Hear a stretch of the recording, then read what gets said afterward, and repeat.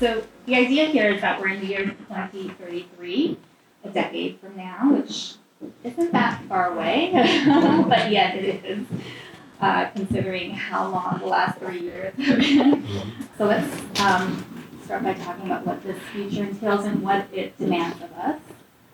So I'm going to start with Stanley and Ashley, and I just want to begin again with the place that we're in, and ask you how it reflects the ethos of your work and your studio. Sure. Well, first off, thank you so much for moderating and for everybody to join. We're so excited just to be able to share our ideas. So where you are now, and you are being part of something that we've always envisioned, this energy of people who are just very much aligned in terms of what we see as good design, good conversation. So this is kind of a living proof of what we always wanted in this space. So that makes me very excited.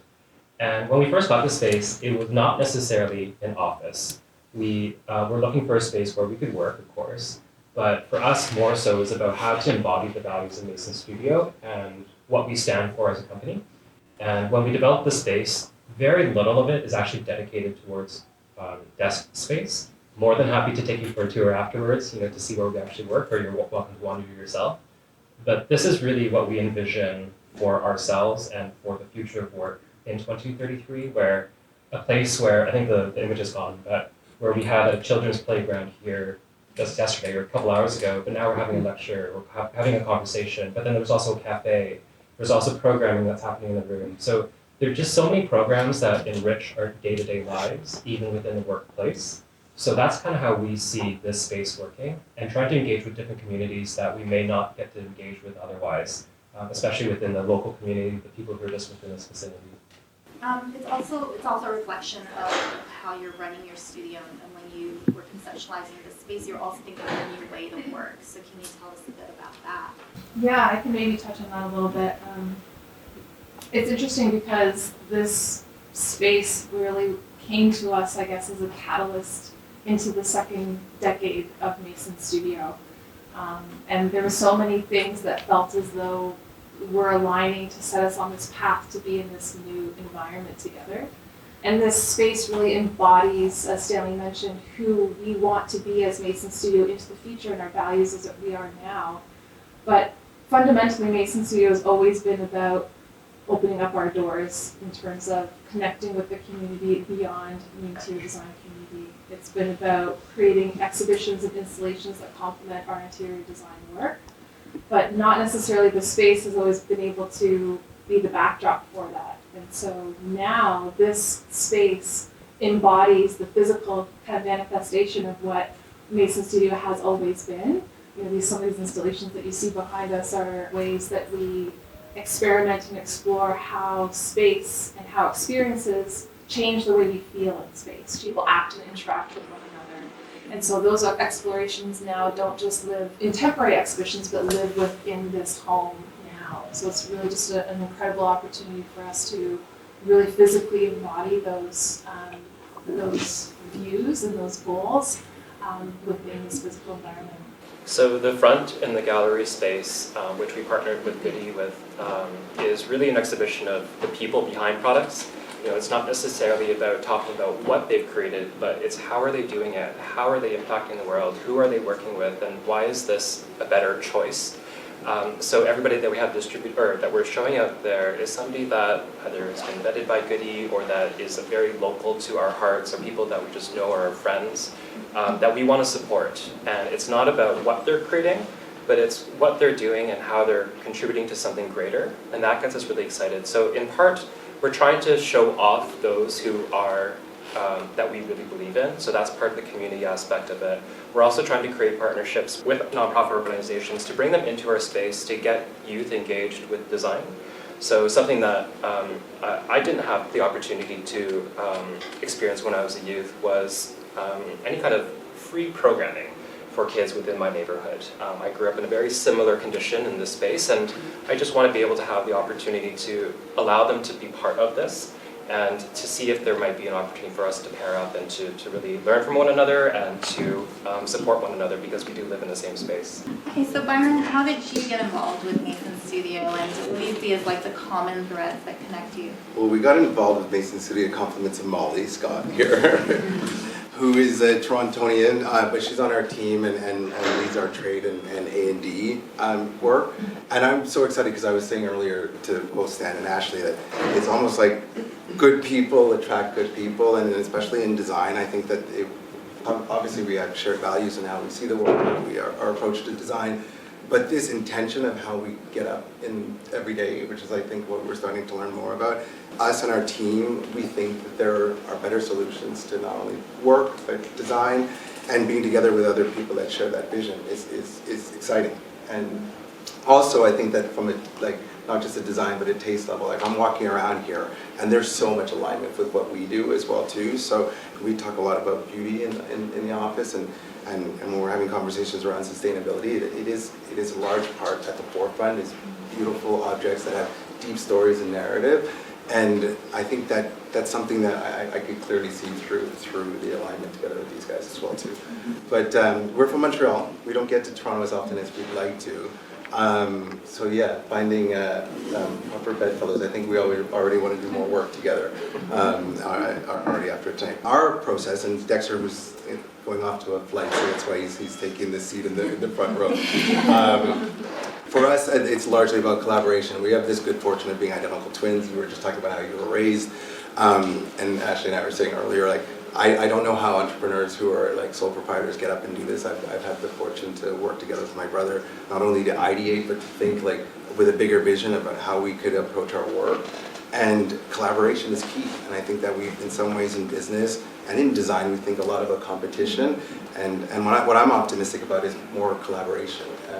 And as an organization, as a company, that's effectively what we do, is we're bringing together all these makers and artisans and brands from around the world and looking how we as a collective group can move things forward. It's not like we're trying to do this all on our own. And I think that working together with partners on all aspects of the business, from just straight up inspiration, but then also physically doing projects together, is very exciting. And if I can tell just a small anecdotal story just to talk about this collaboration, because it's really, it's actually quite surreal that this is happening right now. So you'll have to indulge me because this is just incredible to see so many amazing people, so many that we actually have made relationships with in the past. But I mentioned this on the call that we were first introduced to you pretty much exactly 1 year ago at the Interior Design Show.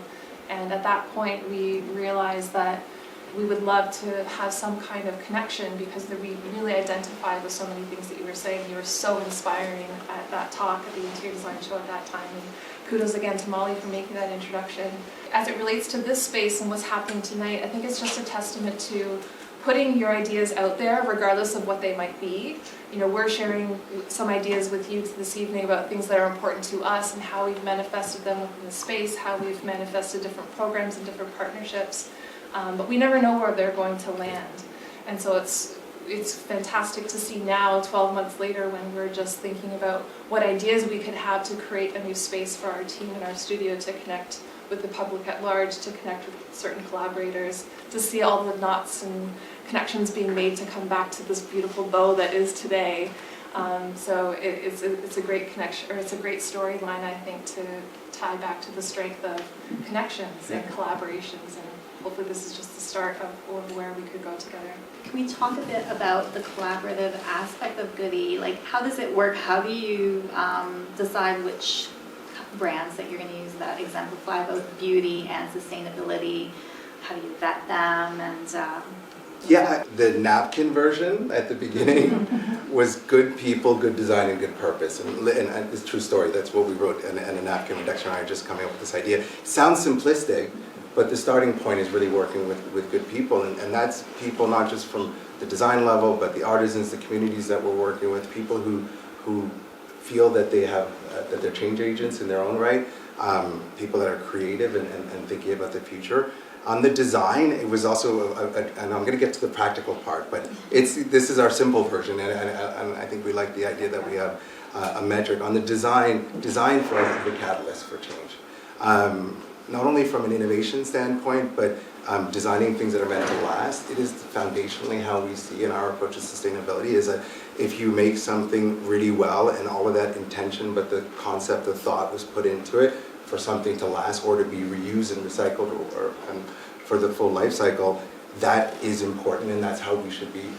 So everything on Goodee is there because it's a design item as well too. And then the purpose is key where we're impact is because we're analyzing the impact that all the companies and all the products are making on the platform. And that's for two reasons. As a consumer, it's important, it's critical, and I think that we've had over the years when we see like nutritional value on the food. I think we've already started to make some choices in how we travel, how we eat, places we go to. But for consumer goods, it's not easy, and I think that we have a very high respect for the customer or corporate clients, whatever it might be, that it's difficult to see between the lines. We don't have the opportunity to go to factories or, and so it was critical for us to create a benchmark and I don't like to call it is an assessment, but all of the partners at their earliest stage, they go through an assessment together with us. It's a questionnaire that's about 21-point questions, analyzing all types of areas of their business from an ESG standpoint. And then through that, we go through a process that takes about 3 to 6 months to onboard the ones that we've decided to take on board. That sounds very thorough. It's thorough. I mean, I come at it from two different ways. One is, and we've talked about this before, we're a B Corp certified company. And there's, I know other companies here that sounds thorough, but it's really thorough to go through that process. And when we started the business, that was critical for us. I have the luxury of, I'm also on the board of B Lab North America as well too. So that rigor says something about a company, and I think that there's 2 points I'd like to address there is that on one side, all of our suppliers, whether it's a small social cooperative in West Africa or a well-established brand in Copenhagen, when they see that we're coming to them with not only that intention, but that rigor, they value the partnership even more. That's key. And then the second piece is that we're not only collecting data, that's too easy to just like, oh, this is so you get this code on the site. It's knowledge, it's intelligence that we could share together with the other partners as well too. And that's a winning strategy because it's a whole ecosystem that's working together, taking best practices from one end of the business and Goodee is an aggregate in some ways as well too. So that's how we work. And is that information, that analysis also made transparent to the consumer? Not yet, but coming soon. Okay, Yeah, cool. yeah. Like an economic nutrition label for island towns. Yeah, exactly, something exactly, like that, yeah, right? yeah, coming soon. Very cool. But right now on the platform, you could see any product that you search through. We have 12 causes that we've designated are important to us and we feel important to our consumers. And all of the brands and products are tagged that way. So if the whole shopping experience is not only if there's an educational piece to it, but then it's also just to help people make a better choice so that by the time they bring this into their home or they've gifted something to a loved one, they know that that product has been vetted, but also that there's a substance and a story there as well too.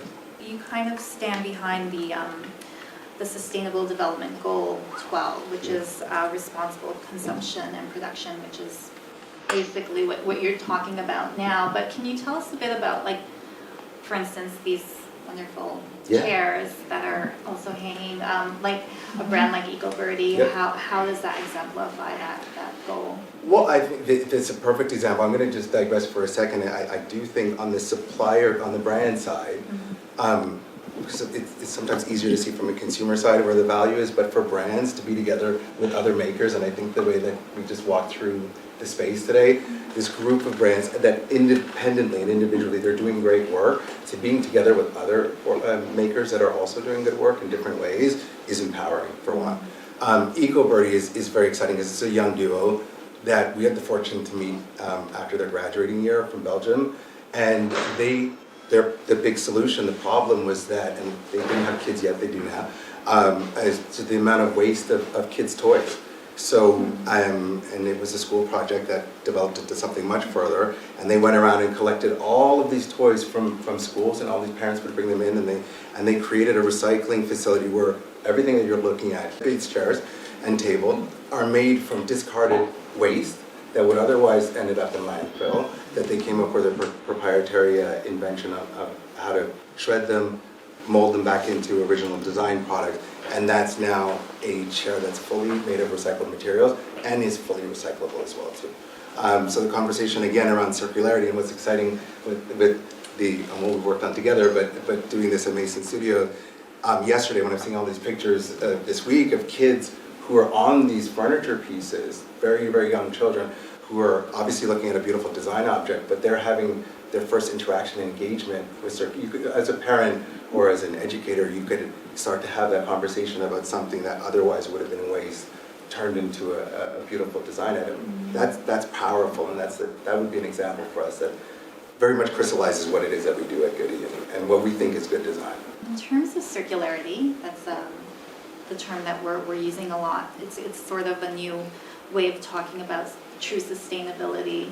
I just wanted to kind of understand how you flesh that term out in both of your practices. What does circularity design mean to Mason Studio as well as to Goodee? Hard-loaded question. I think, to be quite honest, it's something that we're still trying to flesh out as well, because one of the things that we want to be truthful about is what we do is honest to the process that we go through. What we don't want to do is try to create a system that we're actually contributing to the waste cycle, or we're actually doing more harm than good by trying something that isn't fully vetted. So we are still in that process, and that's actually why we wanted to have this conversation as well, is that we have to be honest about, I imagine there's other designers out here, but what can we do together to continue the conversation and figure this out together? That's a big issue that we're facing right now. So in part of working with Goodee is that we can start to have these conversations as well, is what are they doing, what can we do to help contribute to their efforts, and vice versa. So understanding that a lot of their products, for example, EcoBirdie, have these certain types of initiatives that are behind them. Now we have a method and a tool to be able to support that as well. So we're almost trying to pick and choose and find things that will support others who are trying to achieve the same goals. And if I could just also add to that, as an interior designer, designer at large, but interior designer in practice in some of the work that we do, are there any other interior designers here? Just curious. The challenge that I feel we face as an industry is that we don't always have control over what gets purchased or installed at the end of the day. I wish we did, and to Stan's point, we have to work within the process and mold and change the process to the best of our ability to have that control. But we are specifiers. We do select things, and I think our role to play is in communicating the educational piece behind why we're choosing certain things. And so understanding the intentions behind our choices and what Goodee has brought to the table with their qualifiers allows us to understand what impact we're making through the choices that we're making through our work, and then have the opportunity to be educated enough to persuade and convince those that do have the control to purchase why it's a good decision. So while circularity might not always play into our control over what we're designing, what we're building, and what gets made, because we don't necessarily have control over the actual craft, because it's more so the client or the developer or whichever scale of project that we're working with. Our role that we're trying to better understand is in education, and listening and learning and asking the right questions, and really by sharing that, we hope that we can continue to push other suppliers, manufacturers, vendors, makers to help us learn about what impact we can actually have through the choices that we make. I assume that oftentimes you're working on a project, and what usually gets spec'd is the cheapest, the least expensive sort of alternative to what you might want. And I'm just wondering, part of educating people is really talking about the true value of things, and even when it comes to consumers, like we might have to pay a bit more for things that are quality, design, long-lasting. Is that something that will come through in the next phase when you're actually making that label available to consumers? Is we have to kind of recalibrate the conversation around value, and that yes, you might have to spend more, but in the long run, it's better, it's more sustainable, and it's also more beautiful. Yeah, and values, I always, because there's the financial aspect of the word value, but value and values are so aligned. I think it's incumbent on us to, whether it's speccing with a client or with a customer, to share more value that is potentially emotional value or societal value, or and that is the piece that I think is a missing link. But yes, so I suppose if, like, when you go to the grocery store, and we still have that where you're going to pay more for organic food. But I think that if people feel better about the choices that they make because they know it's making a difference, whether that's for themselves or for their communities, then I think that it's an easier equation to get to that point. And that's what's important for us. So we at Goodee, it will kind of front load the values so that if somebody's thinking, oh, well, you know, I could get a mohair scarf that looks like that for cheaper at a mass market retailer, for us, it's incumbent on us to share what this is doing and why buying that from Goodee is having a direct impact on a local community. So I think like that financial bit, we have to overcome that. It's a natural reaction for a customer to look at the price, or for I'm assuming for a client to be like, we have to be inside the budget. But I do think we have a responsibility to go back and change the value proposition as well too. I want to talk a bit about diversity in design, which is a subject that you're very passionate about. And Stanley, sometimes I call you Mason. And I'll respond. it's happened in emails. It's happened. And Ashley's I don't know if you for sure. Well, Ashley's Whenever studio. people call the studio and they ask for Mason, we always have to debate who's going to take it. Stanley, you were saying earlier that when you were growing up, this type of space didn't exist. So you're creating an inclusive space where people feel welcome. So diversity and inclusion is really important to both of you. Can we talk a bit about how you're creating more of a diverse and inclusive world through design, and how the client or the customer can be a part of that as well? Yeah, I think this could be the topic, for the hour. But I think maybe just speaking very directly and very directly to what we're trying to achieve with this particular installation was that we recognized that there wasn't a lot of children's programming within Design TO, and I'm speaking about kind of an age diversity now. But there's a lot of young children who we really want to engage in that process, and there isn't a lot of free programming that's available. And we're also within a community that has that particular need. So we want to open up our doors to be able to provide an opportunity to engage in quality programming with great partners, great people who will be willing to mentor and teach. And that's really why we decided to open this space up to anybody who's willing and wanting to be in here. So as we kind of work with the people across the street at the TCH and trying to pull them in here and trying to get them engaged, because we are in their space. So we want to try to be able to figure out how can we work with them better and try to understand them, rather than us trying to impose something on them and trying to force some particular value. But we want to learn, and we want to bring them in here so we can learn what we can do for them. Yeah, I mean, it is a whole topic into itself. I guess I'll weigh in as a Black entrepreneur and Black designer, and Dexter and I have been in this bit. He usually reminds people, but we're 50. We turned 50 years old this year, so I've been at it for a while. And we didn't see people that looked like us when we were growing up in design or in business in any significant way. So we had to carve a path.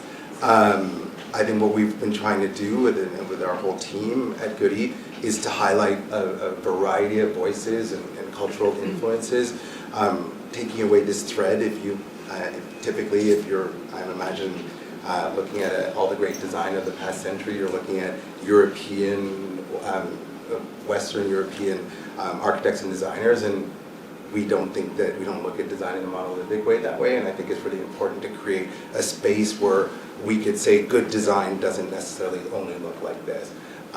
So on Goodee, we're quite proud that over 45% of our businesses with BIPOC-owned businesses and own companies. Over 50% is by female-led companies, and that is just normal. Like in some ways, it's like, oh, that's what companies are trying to go towards. But for us, it's really important that we create a space and a platform for makers that might not otherwise have that opportunity. So that's exciting, and I think the numbers are.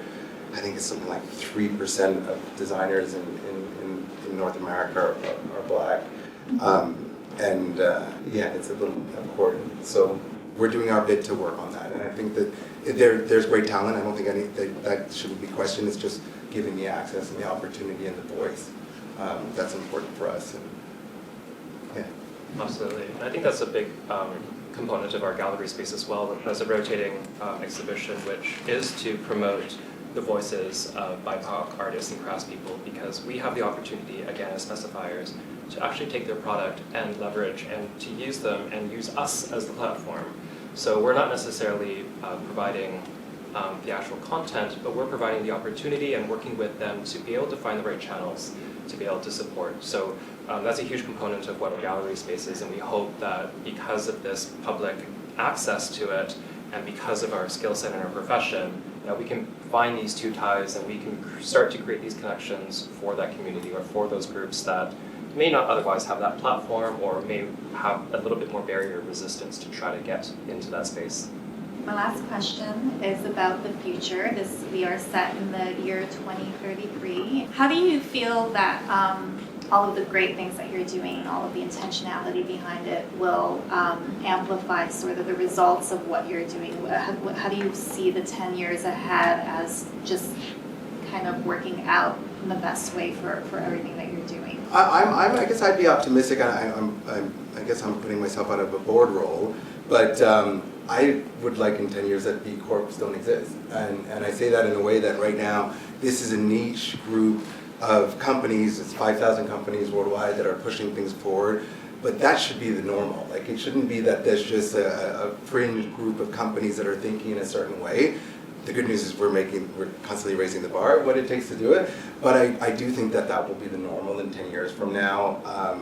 I do not believe that a company has a viable business model in 2033 if purpose is not at core of their business model. So I think that the shift is happening. I think adoption is getting faster. I have a ton of faith in the younger generation, as I just said, I'm 50 years old. And I just don't think that there will be as much resistance in 10 years from now. So I'm quite excited. I really hope that's the case. See, that's right. No, I'm so optimistic, and I'm right there with you, and I really hope that is the case. If I can contribute to that comment and also to contribute to the discussion around diversity and inclusion, I think if we think of 2033, something that we talk a lot about, and a word that you used was a sense of belonging, and we talk about that through our work every day. We're creating spaces of belonging, experiences that create a feeling of belonging, no matter who you are, where you came from. We want the spaces that we design, the experiences that we create, to make people feel like they belong there. And so this space is hopefully an embodiment of that, where we can open up our doors, be flexible in our programming, in our collaboration, so that we can transform it so that it can have that sense of belonging to anybody that we welcome in. And hopefully in 2033, that's not an intentional endeavor, it's just something that exists without that effort in place, I guess, similar to what you were saying with B Corp. So that's a very big, I think, purpose for Mason, is just to create spaces of belonging, in whatever means that is, with regards to an object or an experience or a physical environment. And hopefully in 2033 we're keeping doing that and can do that with real conviction. And I think a reason why we call this exhibition an optimistic future is because there are a lot of challenges, a lot of barriers, things that we're facing. There's a lot of shame around a lot of the topics that we're discussing as well. And if we were to remove those barriers and remove that shame away from talking about these topics, can we just be more optimistic? And if we just kind of think about the end goal and feel the end goal in 10 years' time, that what Byron and Ashley were just saying, maybe we can get there together. It's about kind of removing those barriers. We know together we have this end goal. 2033 is this. And now we just got to figure it out, instead of trying to take these small steps that are very difficult and we don't really know what we're trying to get to. But why we said 2033 is that, like you said, it's not that far off. But 10 years, a lot of change can happen. So we're almost just thinking, we're just keeping our eye on the goal, and whatever happens, we just got to kind of do good, be optimistic about it, and just try to find the right people that will support us to get to that end goal. So how to get there, we don't know, but we know what the end goal is that we want to achieve together. On that note, let's open it up to anyone who might have questions for amazing panelists. Thank you very much for the talk. I guess I have 2 comments and a question. I guess my comment is I really love the term circularity as well. It kind of sounds like the next generation of, I guess, cradle to cradle. That was kind of the term that they used to use a lot when I was in design school. And through your talk about the eco-birdie chair, I can see how that circularity also happens almost generationally, between children being able to engage with an item and growing up and maybe being more involved in the design community. My question is, there's this question I have about affordability with design and who gets to engage with it. It can feel a little bit elitist at times because of the clients that we have to serve. And I'm just wondering what your thoughts are on that in 2033, and how we can kind of make it so more people can afford to engage with these products at all levels. That's a question and a battle that we face on the day-to-day, because we recognize that we're aware that there is a huge discrepancy between those who can afford good design and those who cannot afford good design. And we need to figure out what that balance is. And I think for Mason, we don't know how to find it yet. But what we're working on is stuff like this, where we are removing the barriers of economic barriers and saying everything's free and everything is there. So we want to try to educate and try to provide that opportunity so that they see value and they start to demand it. Everybody demands good design and good value and good education. So it does take effort, and I think it takes a group of people to be able to show that the masses need good design for them to be able to understand the economic value of that. It will take time, and I think it's going to take a lot of energy, but we're trying to figure out what that is. So, I don't have an answer, but this is kind of a little pick up the chip to see, does this work, and who will give us enough information to understand what's the next step for us to understand how to create more equality amongst those who do and don't have. So I think that's something that I'd love to continue having conversation about and learn more from this group is what are potential solutions. Oh, yeah, I was going to ask, I'm a graphic designer, but I started making wallpaper. And I had somebody tell me about my wallpaper at one point. She said, oh, it's really cool that your wallpaper is made on FSC paper, but it's very interesting looking. It doesn't look like it's eco. And at first I thought, oh, that's a compliment, or is it an insult?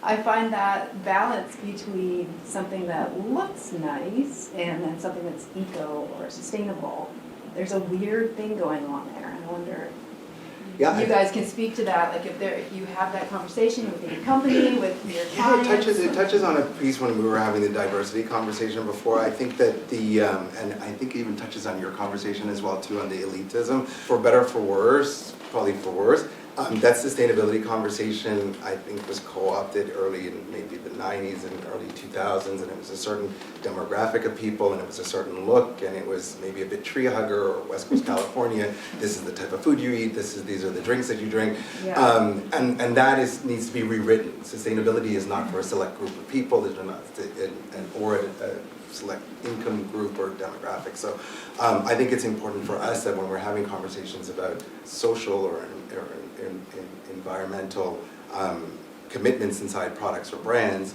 wallpaper, that you're rewriting that. That is no longer a conversation of this looks like it's eco, this looks amazing, which I'm assuming it does, and it's not just the plus, it is the added value as well too. So I like the idea of people not buying things only because it's environmental or socially friendly. It should be because this is a wonderful product or item or design, and this goes without saying that it also has good purposing. So yeah, but I do think that this look, the Instagram sustainability look, I think it's incumbent on all of us to break that down, because there is no singular look that, so yeah, we'll challenge her next time she. Yeah.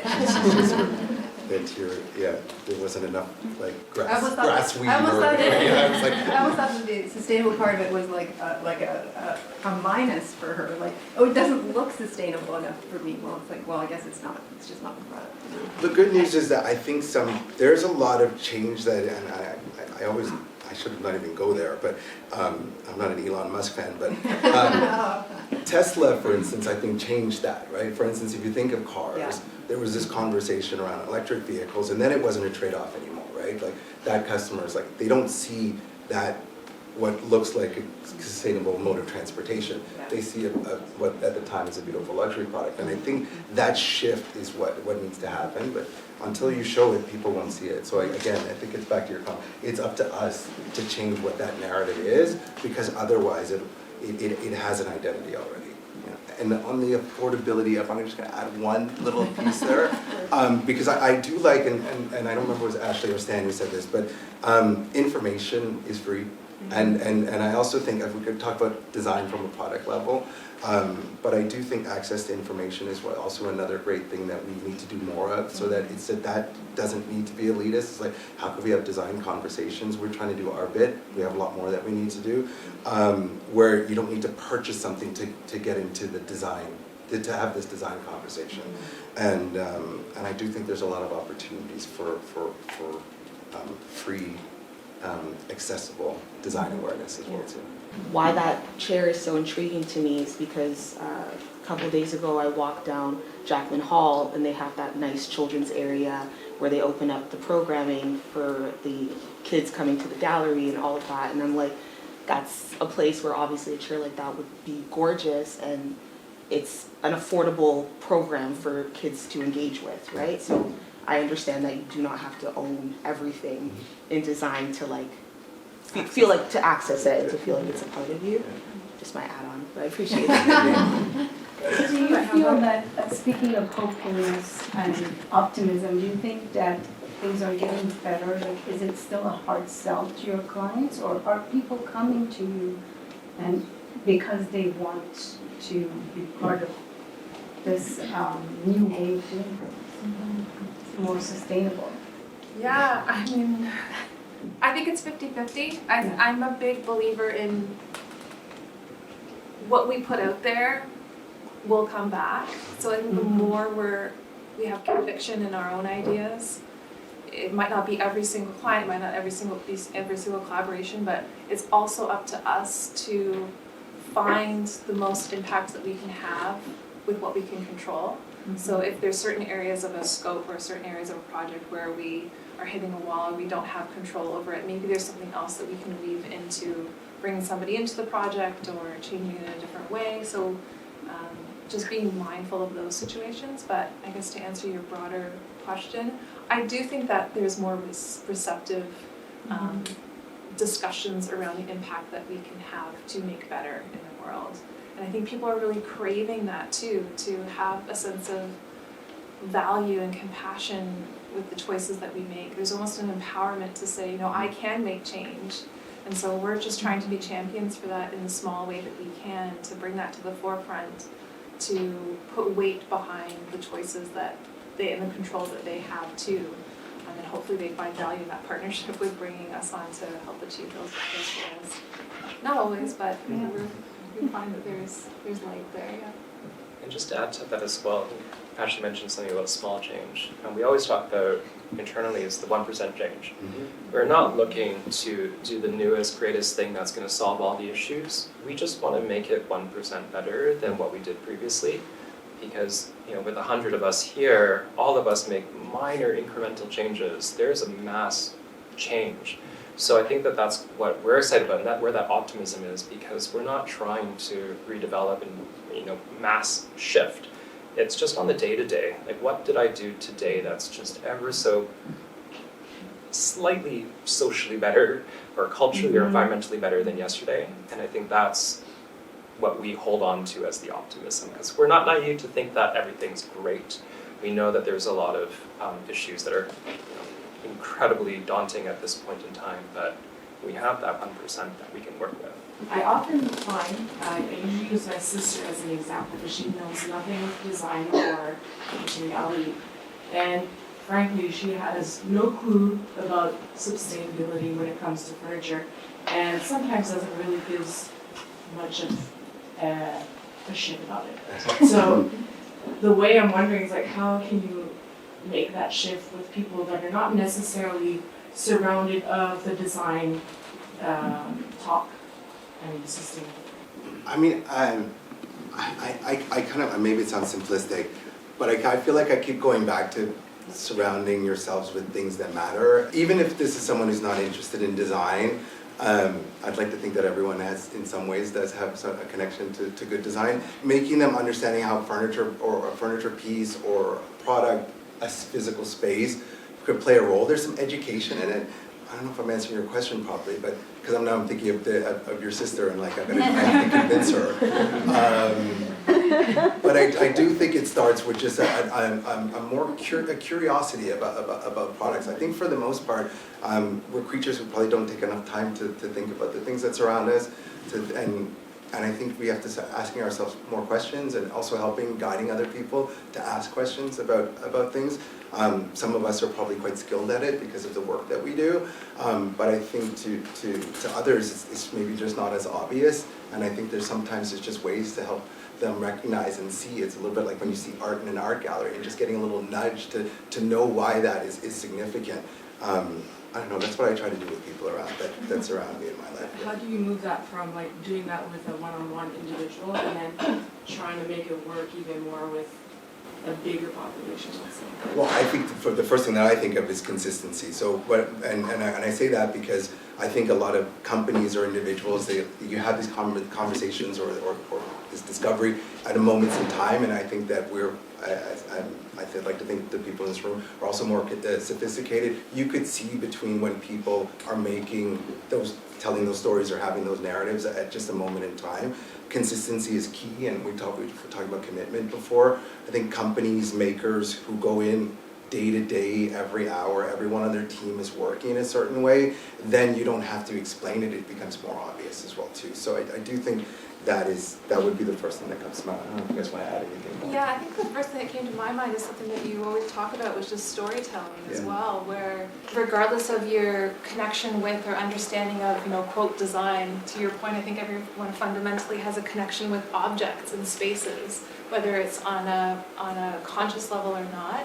And so I think some brands that get their ethos across really well are great storytellers, where you kind of get to the heart to say, I love that chair and I want it in my home because of the story it tells, whereas it might not be as evident at face value, even though this may be evident at face value. But so perhaps it's more so to help to encourage brands to really truthfully tell their story and education, and that can help, not necessarily convince, but better communicate why one product or experience or space can provide more impact or value over others. So I think that gets to the heart of people's buying power. And I need to add to that as well, just tying some of the conversations came through, that there isn't an eco-aesthetic.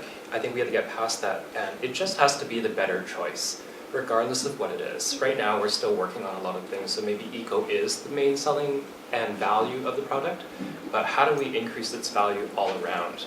Whether it be who's made it, where it's made, what are the products, and the whatever the other conditions are that might be valuable to your sister, those are also part of the product, whether it maybe is just ergonomically better or maybe there's a durability factor for a commercial job, but it just so happens to be more of the eco-selected choice that might be better. So how do we make the products all round better and not just from one perspective?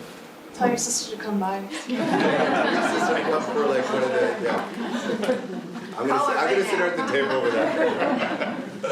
I do identify with your question though, because I have a lot of family members as well who are not involved in design at all, and they often say, "What do you do again?" Yeah. So they're the realists.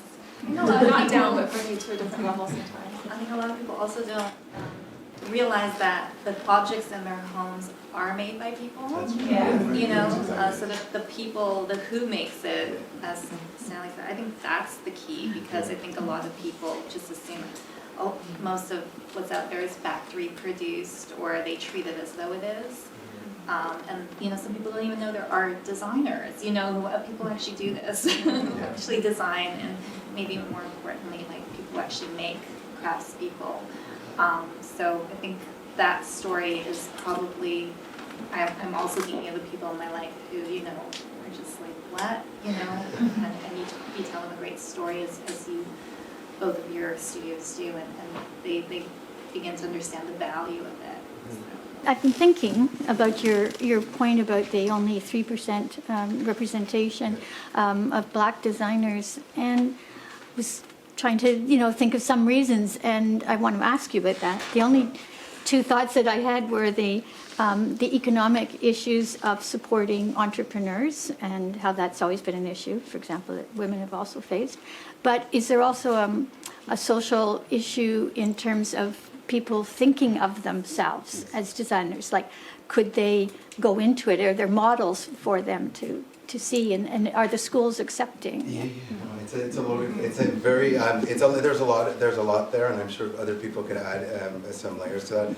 I'm actually, I'll say specifically, I think that one of them is our barriers to entry and awareness and accessibility to the schools, to the school programs. Representation matters. So if it's a low number or you don't see yourself, then when a young Black or a person of color is coming in, if they haven't seen, they might not choose to go into that program. Secondly, I could speak from myself and my brother. The way we were raised, our parents are Jamaican, and design wasn't considered, like coming as immigrant family, as an area or an opportunity for growth or for career. It ends up being that four of their kids are working in some way in architecture and design. But yeah, there was the typical, okay, doctor, lawyer, and I think that's often a conversation around immigrant families as well too. So I think there's a piece about making the design not only accessible to the students, but to society in a more broader sense, that there's a career, there's an education, there's a path here. And then I think it's a lot to do with, like, obviously the selection process and everything else that happens like that. If someone's, you know, looking at a bunch of designers, they might try to think of the design that maybe that maybe feels more eco, that eco customer, I don't know what to blur out, but maybe it looks more like them, or that maybe understands their taste or their sensibility more, and they're making some level of predetermination about that as well too. So, and I do think, so there's a lot of factors at play, and I'm sure that there's others that people in the room might want to add into that. But I think that the key, and when we're talking about inclusive design, is if the design industry and the design world feels open, and it's created, not just feels open, but that it is made to be open, then that will allow people to come in and feel that sense of belonging, that they have their own place, their voice, that they can be understood, that their creativity doesn't have to be moved into a different direction to meet whatever this quote-unquote look or style or design is. It really has to be that all design is welcomed in here, and that the conversation changes. So that for us, that's what we're trying to do in our little bit. It's just, you know, like in our small way, or hopefully significant way, is to show more voices, more design from more different types of people with different backgrounds as well. So hope that By answers. 2033, it'll improve. 2033, it should be, again, hopefully that's not a conversation either. What were some of the barriers you faced growing up in Montreal, you and your brother breaking into the design field and that sort of oh thing? my good, we had many. We were fortunate. So I mean, I will say, I mean, and I think a lot of times we were humbled by the way we were raised, the access that our parents gave us, the education and like. So it wasn't like I'd say that we were definitely privileged, but early on, I mean, some of you probably know we want is essential, and I think we were much younger and probably more naive. We'd just like walk into an appointment in New York and just assume that everyone would just love her. And we felt like this, you walk in and like, oh, that's you, and it wasn't the same like, I was on the phone with you before, like, and then you show up in real life, and then we had to adapt. I think we surprised a lot of people because we were in the luxury space. It was. And there's two of you. And there's two of us, and a whole thing like that. So no, I think, but we always come as our authentic selves, and I think that part of what we've done that's worked well for us is, and again, I think that has a lot to do with our upbringing, is that while there were external challenges, we didn't let them. We kind of just like whatever, this is our space, like we got this, and we just kind of and so I think if we've been fortunate, there's two of us, it makes a big difference, right. And I think we often do some mentoring and stuff, and I always look at people who are kind of coming up with youth in the business and making sure that you have this like support system around you, because it's very difficult when you feel like you're having these challenges because you can't get into an industry where you feel like you belong, but it's not welcoming you in. We were fortunate because we're like, we got this. Like, it was just like, yeah. Hope that answers. No, I was speaking about it because growing up in Toronto, like it's different. Montreal is a different language. There's I know, we grew up in Ottawa, so we're also okay, so then- Ontario boys, but we're okay. fluently, I mean, yeah, we grew up in Ottawa. Okay, so we're then, not yeah. Ottawa boys, but no, but Montreal is actually exciting because there's a rich, creative French and Black Haitian culture as well too. There's a lot of great, interesting design coming out of there as well too. So thanks for the question. I actually have a question about B Corp. Yes. So I understand recently that Nestle was certified, Yes. and I know that they've got some. I'm not taking that question. I know you obviously don't work for Nestle, but you know you're on the board. I know Nestle has some problematic practices. So you know, with respect, and I'm certainly not trying to kind of put you in the hot seat, but I just being on the board, I'm just really curious to know. I mean, I'm not kind of going to, you know, jumping on Nestle and saying, you know, they're a big evil corporation. I'm coming to it with a curiosity. I'd like to understand more what the rationale is. I understand that, you know, we want ultimately all these companies to be, you know, B Corp certified and be of that kind of, you know, those strict standards. Thank you. So I'm just wondering if you would be willing to speak I could give a basic framework on that. It's all public, so it's not like I'm far from being cagey. Nestle, the corporation is set up with sub companies, and it's actually not. It's Nespresso that was actually B Corp certified, and the structure is set up in that way that Nespresso can be, even if Nestle is. There's a few companies and organizations from a corporate setup. I mean, one of the largest B Corps. It's a Brazilian firm that has like the Body Shop and Aesop, and so individual companies inside larger companies can be certified without the parent company being certified. So it's actually Nespresso that was recently B Corp certified. I will say on the side note, and is that when I was saying before about my optimistic vision is that there are potentially no men, and maybe that was speaking out of turn, but that was why. That's not B Lab. The vision is not to let every company be in so that everyone's certified. It's actually quite the opposite. The standards and rigor in the next couple of years are evolving. The whole process is changing. So anyone who's in it right now for the next about 9 or 10 months, it'll be as it was before. But there's a completely new criteria that's being developed. It will probably make it harder for some of those large multinational corporations to have. But under the current setup, it was Nespresso was certified and a welcomed addition to the committee, to the family. But yeah, that's not. Not we could do it. Thank you. No, it's a good question. I appreciate that though. Thank you.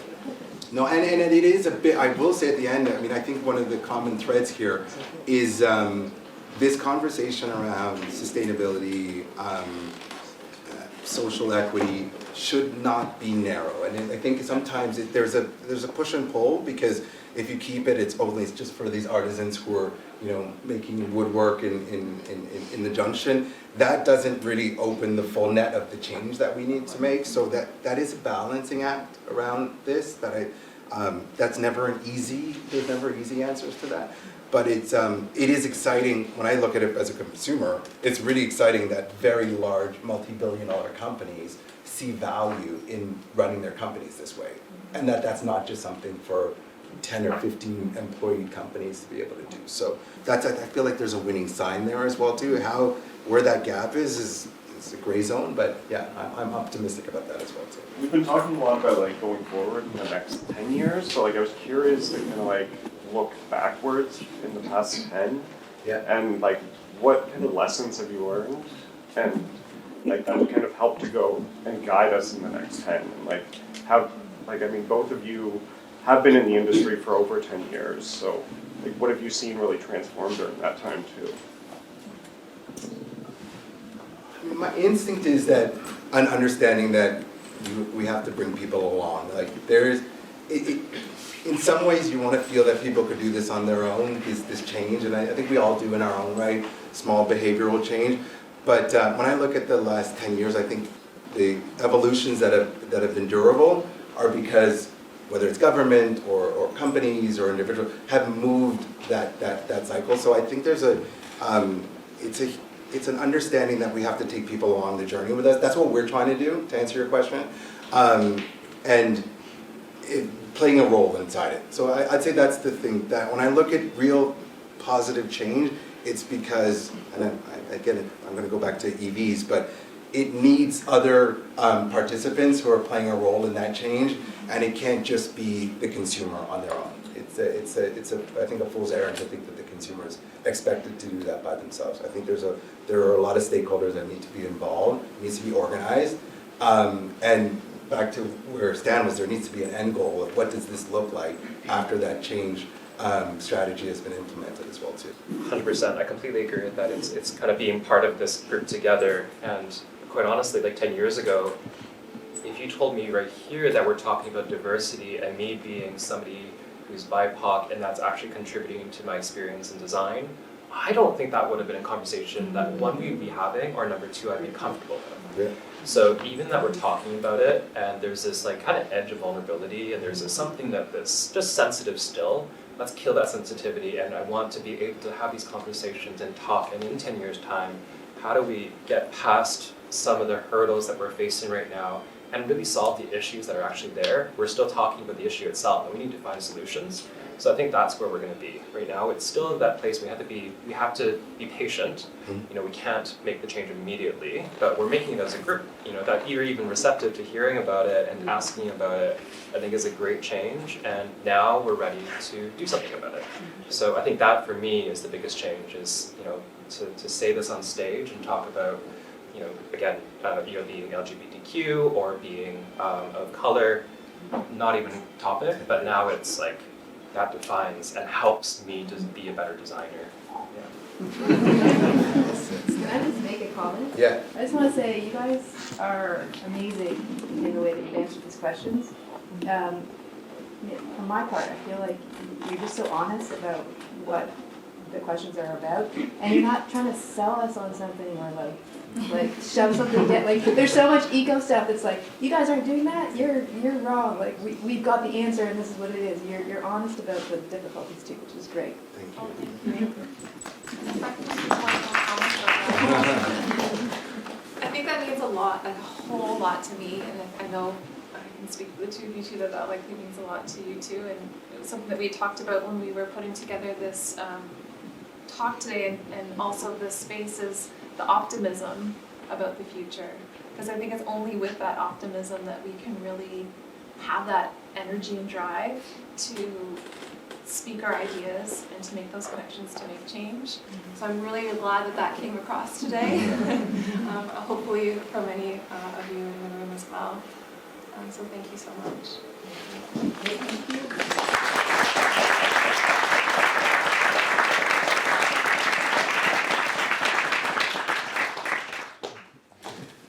Thank you. Thank you all. I think you said that. Oh, sorry.